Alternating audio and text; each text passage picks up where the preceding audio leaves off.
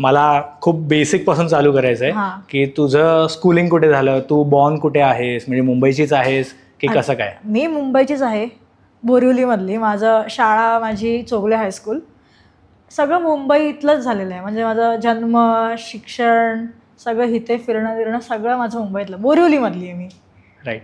So मुंबईमध्ये लहानपणी म्हणजे तुझ्या फॅमिलीमध्ये कोण कोण असतं, मॉम डॅड आणि काय, म्हणजे पूर्ण ओव्हरऑल सिबलिंग्स किती आहेत काय? मला एक बहीण आहे मोठी आणि माझे आई वडील आणि 4 जणांची छोटीशी फॅमिली आहे.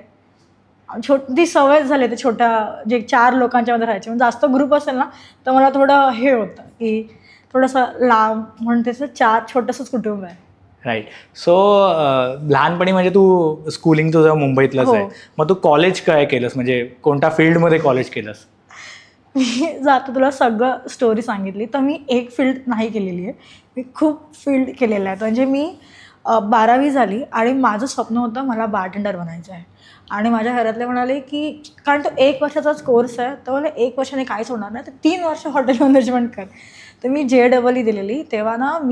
मला लागलेलं चेन्नई आणि गोवा लागलेलं. पण तेव्हा माझे पप्पा बोलले की जे काय करायचं आहे ते तू इथेच कर, मुंबईतच कर, काय करायचं आहे. कारण त्यांना पण असं वाटलं की ही काय करेल बाहेर जाऊन, म्हणून मुंबईत कर. तर मी DY पाटीलला ॲडमिशन घेतलं हॉटेल मॅनेजमेंटला. मग मी 1 वर्ष केलं, पण थोडे माझा हेल्थ इश्यूज आले म्हणून मी ब्रेक घेतला. आणि मग मी थोडंसं बघितलं की मला सेकंड इयरला मिळेल की नाही म्हणजे ॲडमिशन.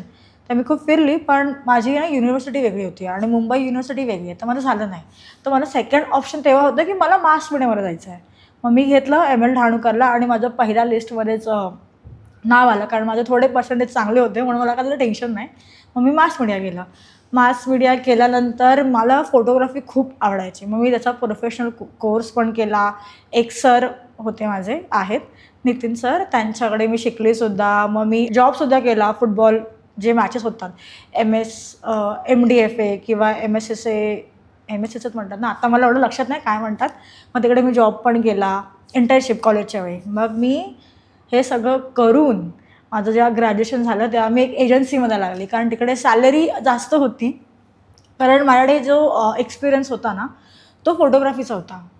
पण जेव्हा मी ते दोन्ही जॉबचे इंटरव्ह्यू दिले आणि बघितलं अरे सॅलरी जास्त कुठे, कारण मिडल क्लास फॅमिली, यार आपल्याला मनी इज एव्हरीथिंग. काही तू विचार कर की नाही आपल्याला पैसे तर हवे. मी विचारलं की नाही, एजन्सीमध्ये जास्त पैसे आहेत तर आपण इथे जाऊया.